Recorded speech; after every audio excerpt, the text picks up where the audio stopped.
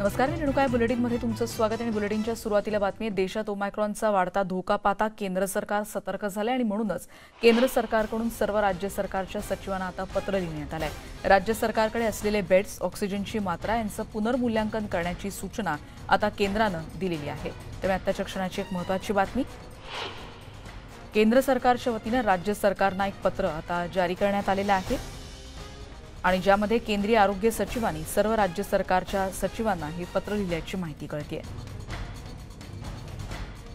देशात ओमायक्रॉनचा धोका वाढतोय आणि ते पाहता केंद्र सरकार आता सतर्क झालंय।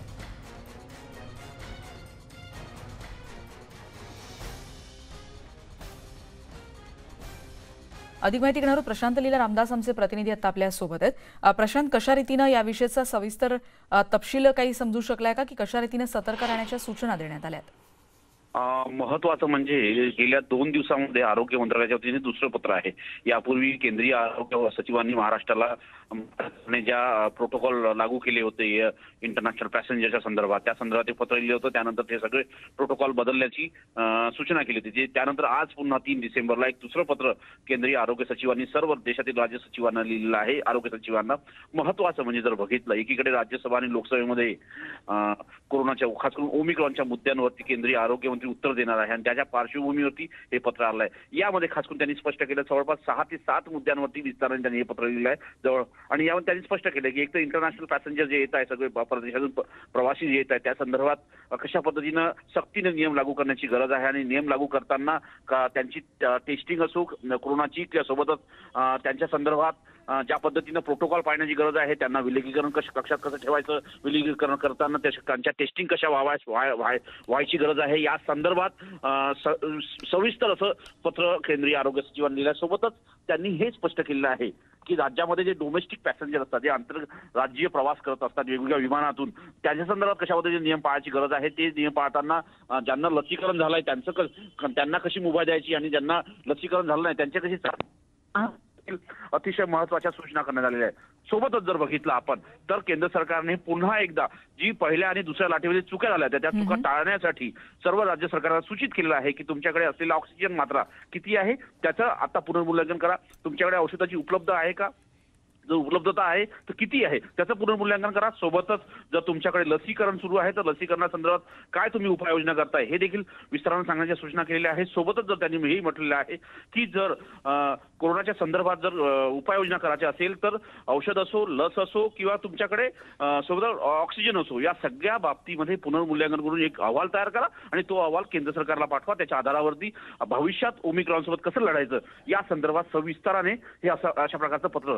केंद्रीय आरोग्य सचिवांनी लिहिलेलं आहे। धन्यवाद प्रशांत या सगळ्या सविस्तर माहितीबद्दल। त्यामुळे देशात ओमायक्रॉनचा वाढता धोका पाहता केंद्र सरकारनं या सतर्क झालेलंच आहे सरकार, पण त्याचबरोबर सगळ्या राज्य सरकारच्या सचिवांना हे पत्र लिहिण्यात आले आणि सगळ्या उपकरणांचं पुनर्मूल्यांकन असेल, त्याचबरोबर बेड किती उपलब्ध आहेत, त्याचबरोबर ऑक्सिजनची मात्रा, या सगळ्याबद्दलचा पुनर्मूल्यांकन अहवाल आता प्रत्येक राज्य सरकारला देणं भाग आहे। पुढची बातमी आपण बघणार आहोत। मुंबईसह पूर्ण देशावर ओमायक्रॉनचं संकट घोंघावतं आणि परदेशातून आलेले रुग्ण कोरोना पॉझिटिव्ह आढळल्यानंतर त्यांचं सॅम्पल जिनोम सिक्वेन्सिंगसाठी पाठवण्यात आलेत। पण जिनोम सिक्वेन्सिंग म्हणजे नेमकं काय, ही चाचणी नेमकी केली कशी जाते, याचा थेट जिनोम सिक्वेन्सिंग केंद्रातून आढावा घेतला आमचे न्यूज कोऑर्डिनेटर तुषार शेट्टे यांनी। कस्तुरबा हॉस्पिटलमधल्या जिनोम सिक्वेन्सिंग लॅबमध्ये आपण आलेलो आहोत। ही लॅब अत्याधुनिक लॅब आहे आणि अशी अत्याधुनिक लॅब असणारी मुंबई महापालिका ही देशातली एकमेव महापालिका आहे असं म्हटलं तर चुकीचं ठरणार नाही। संपूर्ण देशाचं राज्याचं लक्ष ज्या जिनोम सिक्वेन्सिंग सॅम्पलकडे लागलेलं आहे ते सॅम्पल या मशीनमध्ये आहेत।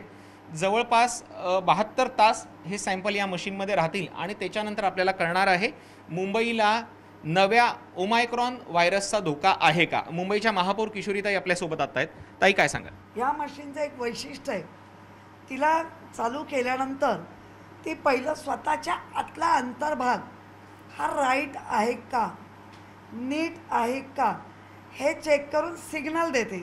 त्याच्यामध्ये नाही म्हटलं तरी 20 ते 25 मिनटं जातात। सिग्नल दिल्यानंतर तुम्ही जे काही कार्टेज आतमध्ये टाकता ते कार्टेज आतमध्ये गेल्यानंतर ते पण कार्टेज नीट आहे का किंवा त्याचं जे काही प्रोसेस आहे ते आहे का, आणि समजा चुकून ते नसेल तर ती मशीन तुम्हाला त्याच्या खुणा दाखवते. मुंबईकरांना तीच भीती होती की नेमकं जिनोम सिक्वेन्सिंग काय, ते कसं केलं जातं तेच आपण जाणून घेत होतो. आपल्यासोबत कस्तुरबा हॉस्पिटलचे डीन डॉक्टर चंद्रकांत पवार सुद्धा आहेत. सर, मुळातच ही प्रोसेस जी आहे ती प्रोसेस समजून घेणे एक महत्त्वाचं आहे. याला 72 तास लागतात.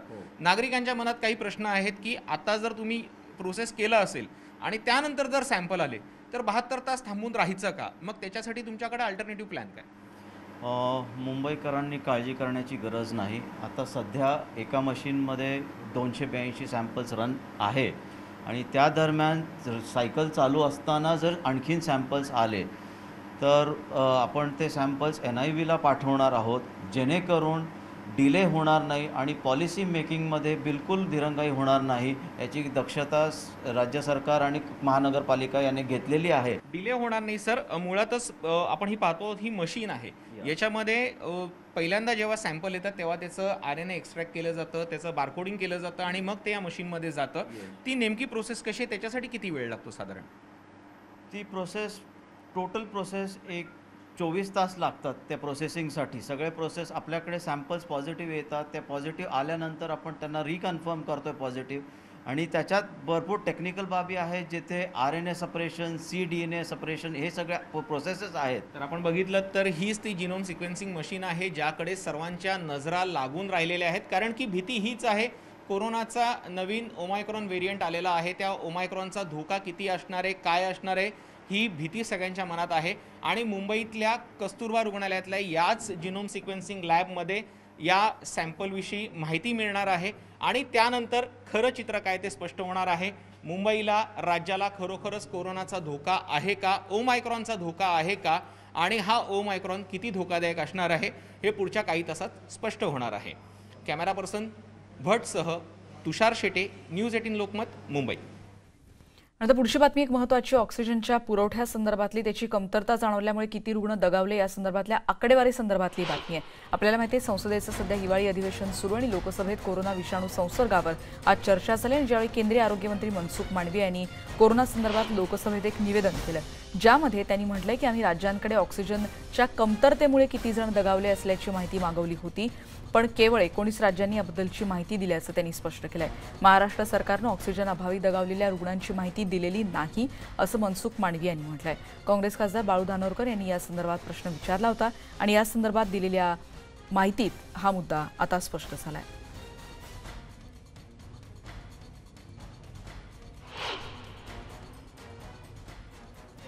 26 जुलाई 26 टू 13 जुलाई के बीच में 3 टाइम लेटर लिखा गया.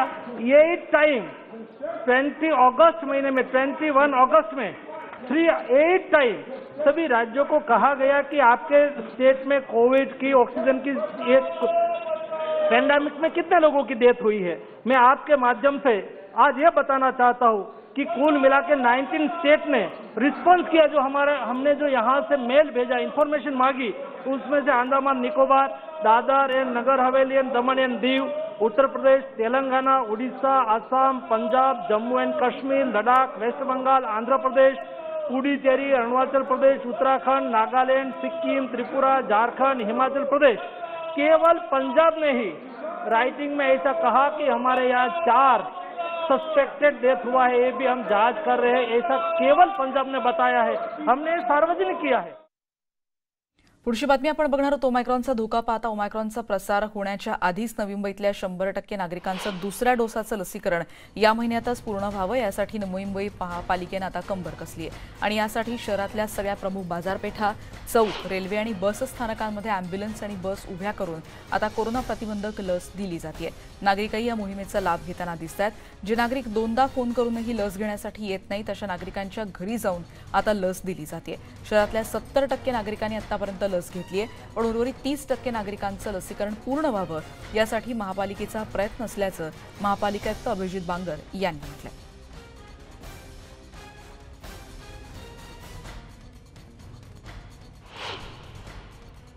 ओमायक्रॉन हा नवीन जो व्हेरियंट आलेला आहे याचा आपण आत्तापर्यंतचा अनुभव आणि जगभरातले एक्सपर्ट जे सांगतायत त्याच्या आधारावरती असं दिसून येतं की व्हॅक्सिनेटेड पॉप्युलेशन जे आहे त्याच्यामध्ये आत्तापर्यंत दक्षिण आफ्रिकेत फक्त माइल्ड सिम्पटम दिसून आलेले आहेत. त्यामुळे एक्सपर्ट लोकांकडनं पहिली ॲडवाईस दिली जाते की जे वॅक्सिन घेण्यासाठी एलिजिबल असतील त्यांनी लवकरात लवकर वॅक्सिनेशन पूर्ण करून घ्यावं. नवी मुंबईमध्ये पहिला डोस जरी आपण आता 100% पुढे गेले असलो तरी दुसऱ्या डोससाठी एलिजिबल असणाऱ्या लोकांसाठी फार मोठ्या प्रमाणावरती वॅक्सिनेशनचा ड्राईव्ह आता सुरू केलेला आहे आणि वॅक्सिन घेणं लोकांना सोयीचं जावं याच्यासाठी अनेक पद्धतीने लोकांपर्यंत पोहोचण्याचा प्रयत्न सुरू आहे. आपण बघतोय नवी मुंबई पालिकेनं हाती घेतलेला उपक्रम आणि त्यानंतर पुढची बातमी आपण बघणार आहोत. नांदेडमधली एक बातमी आहे. आंदोलनस्थळी बेशुद्ध पडलेल्या नांदेडमधल्या एसटी कर्मचाऱ्याचा उपचारादरम्यान मृत्यू झालाय. 50 वर्षांचे दिलीप वीर हे नांदेड आगारात वाहक पदावर कार्यरत होते. नांदेडमध्ये अजूनही एसटी कर्मचाऱ्यांचं आंदोलन सुरू आहे. या एसटी कर्मचाऱ्याचा पार्थिव बसस्थानकात आणण्यात आलाय. एसटी कर्मचारी आणि मृत कर्मचाऱ्याचे नातेवाईक संतप्त झालेत. विलिनीकरणाची मागणी पूर्ण झाल्याशिवाय त्यांचं पार्थिव न उचलण्याचं पवित्रा या कर्मचाऱ्यांनी घेतलाय. अजूनही नांदेड आगारातून एकही बस बाहेर पडलेली नाही आणि बसस्थानकात सुरू असलेल्या आंदोलनस्थळी काल दिलीप वीर यांना चक्कर आली होती आणि ते बेशुद्ध झाले होते. त्यांना खासगी रुग्णालयात उपचारांसाठी दाखल करण्यात आलं. मेंदूत रक्तस्राव झाल्याचं डॉक्टरांनी सांगितलं होतं, पण आज उपचार सुरू असतानाच त्यांचा मृत्यू झाल्याचं कळतंय. आणि या संदर्भात अधिक माहिती घेणार आहोत. मुजीब शेख यांचे प्रतिनिधी आता आपल्या सोबत आहेत. मुजीब, अत्यंत दुर्दैवी अशीच ही बातमी म्हणायला हवी. एकीकडे आंदोलनासंदर्भात मुंबईत महत्त्वाची बैठक होतीये हे आपल्याला माहिती आहे. अजून विलिनीकरणाच्या मुद्द्यावर तसा काही ठोस तोडगा निघालेला नाही, पण या सगळ्या संदर्भात काय अधिक माहिती मिळते या आंदोलनाविषयी आणि त्यांच्या कुटुंबियांचं दिलीप यांच्या काय म्हणणं आहे?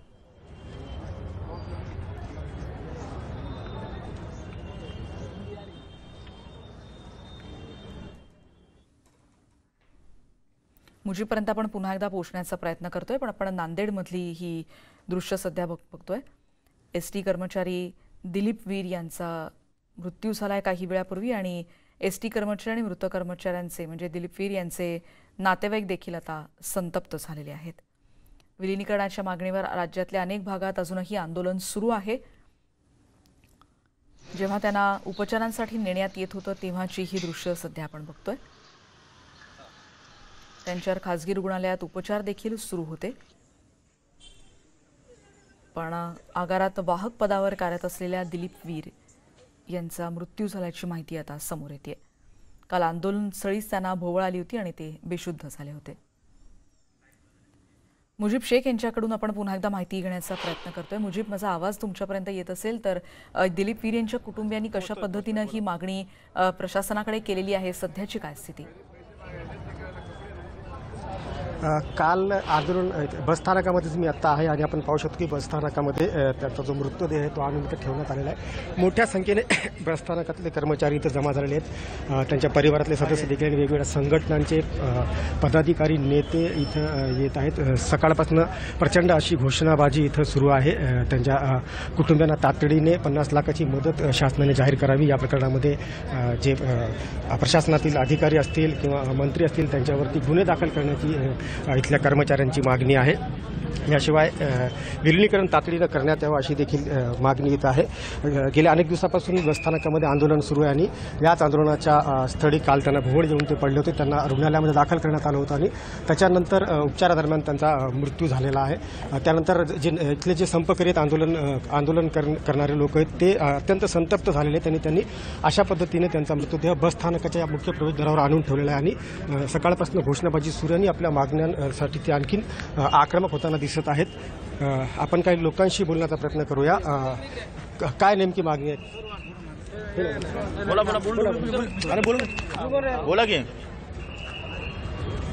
बोला. आमची मागणी एवढीच आहे की राज्य शासनामध्ये आमचं विलीन करावं, कारण हेच कर्मचारी 1-1.5 महिन्यापासून याच्यामध्ये होता, डिप्रेशनमध्ये होता. त्यांचा जे मयत जे कर्मचारी आहेत त्यांचा मुलगा आपल्यासोबत आहेत. मी समजू शकतो तुझ्या भावना, तू खूप दुःखात आहे, परंतु काय नेमकं तुझी मागणी आता? सर, 2-4 दिवस झालं पप्पा डिप्रेशनमध्येच होते. मी खूप वेळेस विचारण्याचा प्रयत्न केला, पप्पा काय झालं. पहाटे उठायचे, 2-3 वाजता मोबाईल बघायचे आणि जे काही टीव्हीच्या न्यूज यायल्यात, TV 9 मराठी, आता मोबाईलवर तर सोशल मीडियावर जे येतच आहेत, 2-3 वाजता उठायचे, बघायचे आणि काही व्हिडिओ यायचे, बघायचे, रडायचे. मी खूप वेळेस विचारलं, पप्पा काय झालं, कसं काय उठताय, का रडताय? पप्पा म्हणायचे काय नाही रे, भीती वाटायली. म्हणलं कशाची? निलंबन होईल, घरी बसवतील. म्हणलं टेन्शन घ्यायचं नाही. आम्ही आहोत ना सोबत. आणि मी पण कामाला जातो सर. माझा पगार 6,000. घरची परिस्थिती काय? माझा पगार 6,000. भाऊ शिक्षणाला, 2 बहिणीचे लग्न झालते सर. 1 वर्ष झालं.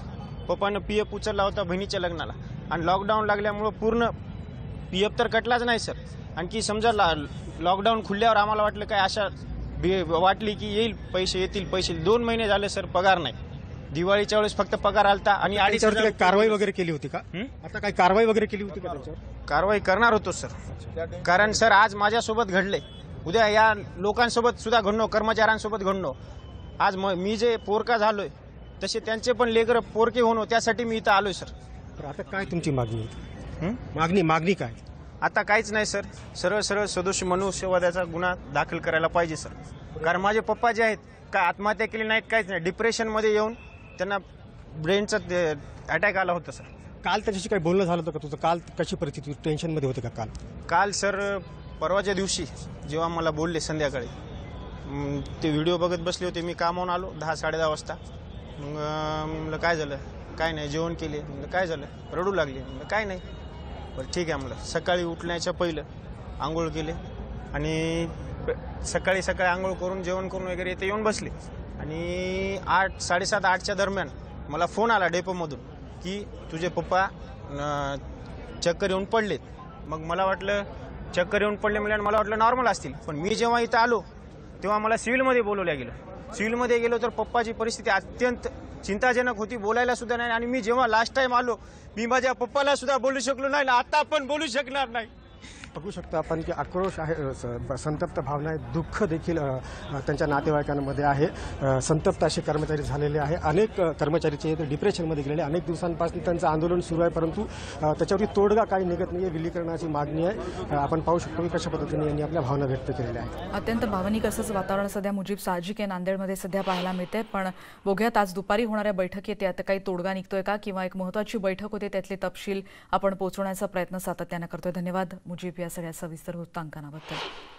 पुढची बातमी आपण बघणार आहोत. विरोधी पक्षनेते देवेंद्र फडणवीस यांनी आज लोणावळ्यामधल्या विकास कामांचं लोकार्पण केलं आणि यावेळी त्यांनी स्मशानभूमीचं देखील उद्घाटन केलं. भाषणात यावेळी बोलताना देवेंद्र फडणवीस यांनी जुन्या आठवणींना उजाळा देत नागपूर स्मशानभूमीचा देखील एक किस्सा सांगितला. नागपूरमध्ये महापौर असताना स्मशानभूमीच्या एका उद्घाटनासाठी बोलवलं आणि एका मृतदेहाला अग्नी द्यायला लावल्याचा किस्सा यावेळी फडणवीसांनी सांगितला आणि त्यामुळे उपस्थितांमध्ये हशा पिकला होता. यावेळी फडणवीसांनी युगपुरुषांच्या साहित्य प्रकाशनाच्या मुद्द्यावरून राज्य सरकारवर टीकाही केली.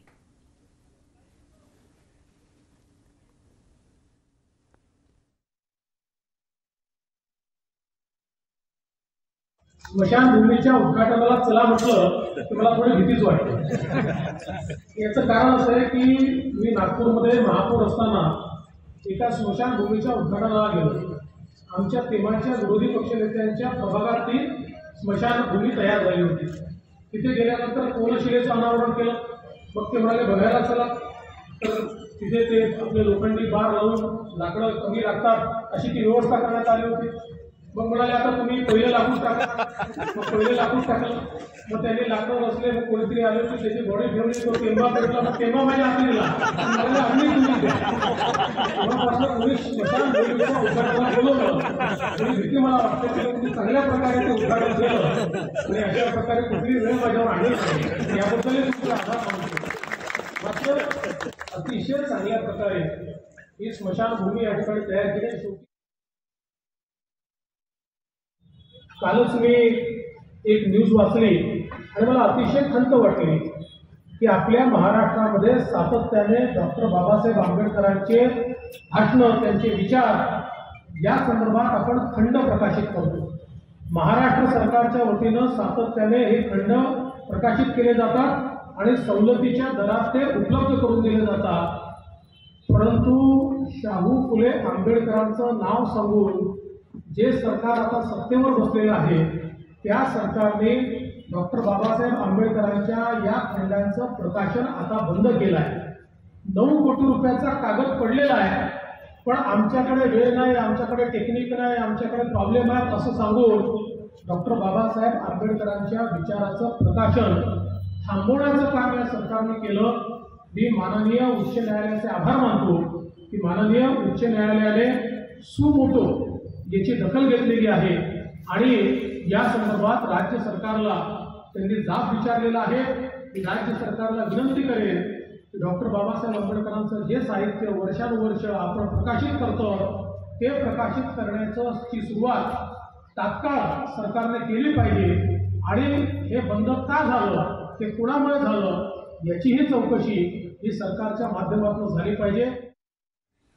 आणि यापुढे आपण बघणार आहोत पंतप्रधान नरेंद्र मोदी यांनी आज इन्फिनिटी फोरमचं उद्घाटन केलं. या पार्श्वभूमीवर त्यांनी जनतेला देखील संबोधित केलं आणि याच कार्यक्रमात रिलायन्स इंडस्ट्रीजचे सीएमडी मुकेश अंबानी यांचा विशेष सहभाग होता.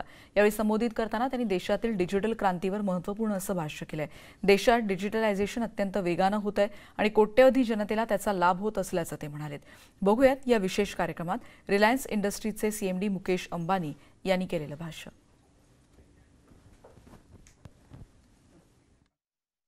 The fintech industry, of course, has grown leaps and bounds. And I'm conscious that the Infinity Forum is focusing on fintechs. So I'm going to ask you this last question. We talked about crypto. We talked about Web 3.0 and the metaverse and this boundaryless global world.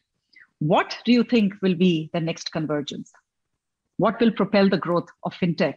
And I actually want to say human tech. Absolutely, Anjali. I think that the opportunity in terms of conversion, right, is, in my view, finance really is at the heart of everything. And we have not digitized finance into its full potential.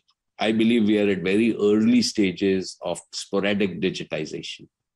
And the opportunity, as I see all these technologies emerging, is the opportunity to make sure that we actually adopt a decentralized model of finance. Right? We have evolved over the last 100 years in organized finance through a very centralized model. And I still believe that there will be centralized government and central bank policies, but there will be a path to a very decentralized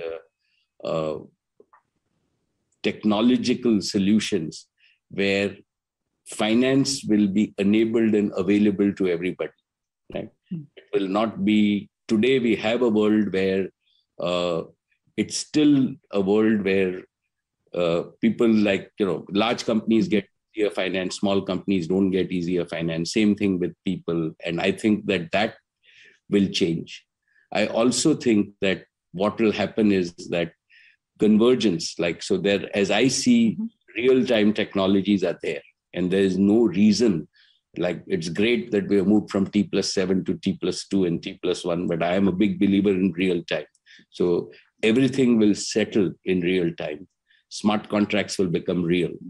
Blockchain is a technology I believe in, and it's different from crypto in terms of, and I think that smart tokens, making sure that you are creating transactions that can never be changed, right, is a very important framework for a just and trust-based transactions and trust-based society, which is a prerequisite for all of us. So I think that the convergence of real time, the convergence of the distributed ledger and blockchain technology, smart tokens, right? The convergence of physical and digital through IoT will enable and will redefine the decentralized financial sector in a way that we have never imagined. And I think this is happening in the coming 10 years. And again, this will be a prerequisite to great economic growth, because this is how, and we've just seen it now in terms of saying that how we could never imagine that India would have startups, right, that would be funded. And, even just 5 years ago, Anjali, if you had asked, we'd say today there is more money chasing people and we are short of ideas. And I'm sure that all our young people will come up with more and more ideas, because there are still many, many problems to be solved in the world. So, and I think that it is time for Gift City, the infrastructure and the vision with which Gift City was created, not only to enable technology and innovation, right, in India, but also to be a gateway to the rest of the world in terms of. आणि यानंतर या बुलेटिनमध्ये आपण इथेच थांबणार आहोत. जाताना महत्त्वाची आठवण, नाक आणि तोंड पूर्णपणे कव्हर होईल अशा रीतीने मास्कचा वापर कराल, जेणेकरून तुम्ही सुरक्षित राहू शकाल. या सगळ्या बातम्यांचे व्हिडिओ फेसबुक आणि ट्विटरवर, तर या सगळ्या बातम्यांचे अपडेट बघता पण यूट्यूबवर आमच्या चॅनलवर, तिथे या सगळ्या बातम्यांचे व्हिडिओज तुम्ही पाहू शकाल. तिथे सबस्क्राईब करायला विसरू नका. बातम्यांच्या अपडेटसाठी पहा फक्त न्यूज 18 लोकमत.